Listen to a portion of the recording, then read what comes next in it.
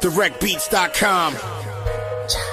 Emlékszem, mikor kisgyerek voltam, lent a téren csak a napot loptam. Vágott testvér, Dengó és a pálya, csibészként mi voltunk a telepnek rémálma. Amit mi csináltunk, az volt elég meredek. Visszagondolva arra miért teperek, a suli szar volt, a tanárok meg kemények, a sok gazdag köcsög minket hívott szegénynek. De én nem felejtek, egyszer visszavágok, akármerre járok, az utam megtalálom. 92-es évjárat, amikor én születtem, a zeném hangot ad a legsüketebb füleknek. Évek óta azt hallom, hogy így mennek a beefek, de egy ami biztos, én meg maradok itt realnek. Az igaz hallgatók, akik a nevem tudják, a dalaimat ők már kívülről fújják. Ez itt a városunk, a 1700. Testvér a sztorim, te is csak éld át.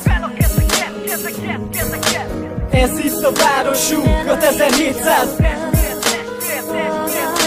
Testvér a sztorim, te is csak éld át.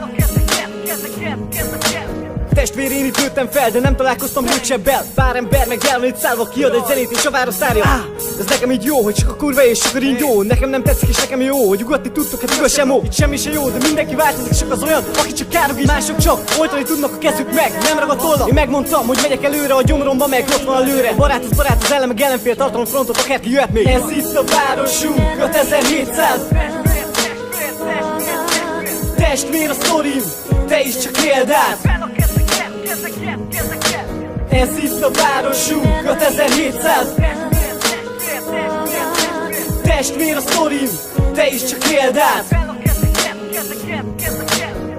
Szerintem aki itt él, az tudja miről beszélek. Kibaszott törökszünk világója, ez Gyula City, ez az én sztorim.